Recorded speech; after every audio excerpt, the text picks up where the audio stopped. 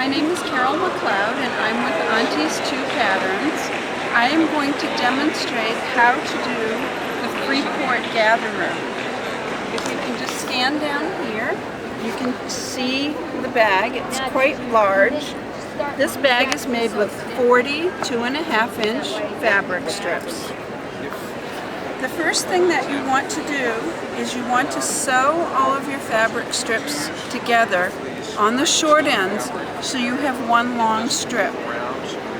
Then you will cut your duo fuse, which is this product right here, to 2-inch strips and fuse it onto the back of your 2.5-inch fabric strips. When you fuse it on, you want to have your fabric on top, your duo fuse on the bottom, and you want to use a Teflon pressing sheet or just parchment paper. Fuse that on.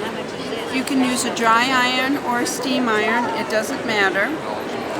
And you will fuse that on to all of your 2.5-inch fabric strips all the way down. If you run out of duo fuse, you simply butt up another piece of duo fuse next to it and continue going. Now the duo fuse will expand a little bit when you iron it on, so that's why you want to cut it to 2 inches. The next step is you want to make this tubing. Take your strip, your fabric strip, fold the 2 raw edges to the center, and then finger press it a little bit, and then fold that over and stitch down the outside as close to the folded edge as you can. You'll stitch all the way down and do this with all of your 2.5-inch strips. Once you've done that, you will start your basket. This is the end of your first 2.5-inch strip right here. You'll fold this down 2 inches, and then you will start zigzag stitching about a 1/2 inch down from this loop. So you've folded that down, start zigzag stitching down about a 1/2 inch, zigzag stitch down to the bottom, turn, zigzag stitch across the bottom, turn, zigzag stitch up the other side, and continue to zigzag stitch around and around and around and around and around and around until you have the width on the bottom the size that you want.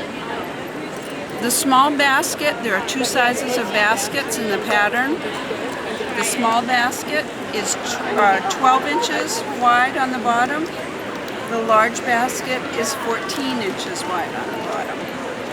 Once you've gotten that done, the next step is to make the sides. I'm just going to move over. Once you reach here, all you'll do, your sewing machine is over here. So what you'll do is flip up your sides and continue to zigzag stitch around and around and around and around, so that eventually your bag will look like this. When it gets this large, it will be a little unwieldy, so use a pillow form. For the small basket, I use a 12-inch pillow form. For the larger basket, I'll use a 14-inch pillow form. Slide that in to give it stability as you're zigzag stitching. Of course, it's going to fall over as I do this. Can you see that all right? So put it in there and continue to zigzag stitch all the way around until you've reached the end of your strips. Sew your binding, and you'll use a very wide binding for this. Sew the binding to the inside of the basket, flip the binding to the outside, and hand stitch it down. Make your handles and sew it on the outside of the basket, and you're all done.